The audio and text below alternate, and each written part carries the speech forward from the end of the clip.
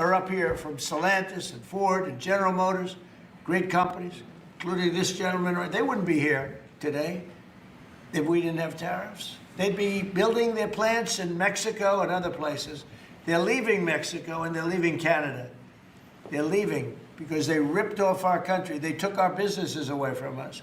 And now, because of tariffs, they're all coming back. So it's a great thing. Thank you very much. Stellantis' decision to move production from Brampton to the US is completely unacceptable. So we're suing Stellantis because basically we had a deal, they broke it, and we want our money back. It was a staggering admission. In a frantic attempt to do damage control, Industry Minister Melanie Jolie was forced to confirm what the conservative opposition had been shouting for weeks.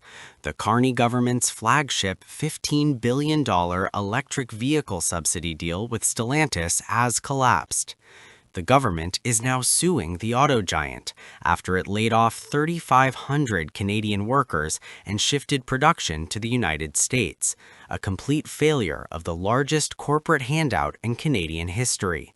This crisis is the final proof that the Liberals are utterly incapable of negotiating for Canadian jobs. What numbers, if any, were guaranteed in terms of jobs in exchange for government support?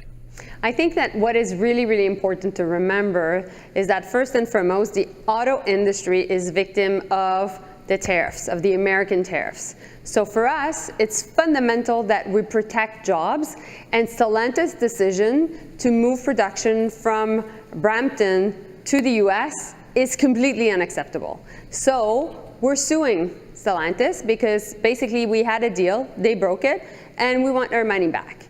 So that's our first point. Second point is, for those watching us at home and don't necessarily understand all the contracts and everything that is going on, what happened is, for the first time in 15 years, the government was able to attract jobs, to create jobs and attract investments in the Windsor area and also in the St. Thomas area, so in southwestern Ontario. And the goal was to build new battery facilities, yes, supported by taxpayers' money, which was essentially what the US was doing under the Biden administration. And we were competing against the US to be able to attract these investments. And through that, we were able to create already 1,000 jobs in Windsor and 1,500 to go, because basically production has just started. And so that's why for us, when we negotiated that funding to support the LG and Stellantis joint venture that is called Nexstar, we decided to say, well, if you want taxpayers' money, you need to protect the Brampton facility. And so that was the deal, and that's why we think that Stellantis is on the hook. The minister insisted that protecting the Brampton facility was the core of the deal, yet that protection completely failed, forcing the government to chase taxpayers' money that should have been secured by firm guarantees in the first place. This is what incompetence looks like, giving away billions and then relying on a lawsuit to save jobs. Obviously, the opposition, rather than working as one Team Canada, pushing back against the Trump tariffs, are trying to blame the government for actually attracting investments and creating jobs, which I think is completely ridiculous.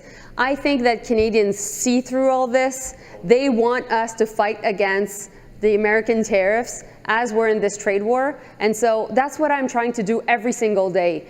Fight against the American tariffs, make sure that Stellantis is on the hook, working with the workers and, of course, their unions, which is in this case Unifor, as one strong team, and making sure that ultimately we save the jobs in the auto sector in Ontario, period.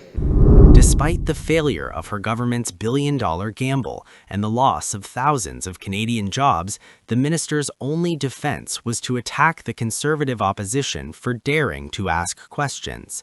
This is the hallmark of the tired Liberal regime. When a signature policy fails spectacularly, they blame the people holding them accountable. push back against Stellantis, because I don't want to open the floodgate of automakers leaving the country. And so this is a really important measure that we're putting in place and pushing back. And I really hope the Conservatives stop their shenanigans, which are making us lose time, and actually that we work as one strong Team Canada. And I think Canadians are expecting from us that we work as one. Last time we negotiated NAFTA, we worked as one Team Canada, weren't they now? I think that you can see my frustration. The minister demands Team Canada unity, but her government has proven it cannot protect Canadian jobs, handing over a record subsidy without securing legally enforceable protections. Now thousands of families are suffering, and the government is reduced to legal threats, desperately trying to salvage an unmitigated disaster that should have been prevented. The Liberals didn't just lose a negotiation, they exposed their complete inability to fight for our economy. I'm there to support them because obviously I used to work on the causes of the trade war, on the diplomatic front of it. Now I'm working on the consequences and definitely the economic front. And we know that the battle is the economy. Our front lines are our auto workers, our lumber workers, our steel and aluminum workers. And so we need to make sure that we keep them, that we protect their jobs, and that we stand very strongly side by side with them. The government talks about fighting for workers, but its actions, failed deals, mass layoffs, and a desperate lawsuit show they are only fighting for their own political survival. The Carney recession is officially here, signed, sealed, and delivered by a $15 billion lawsuit.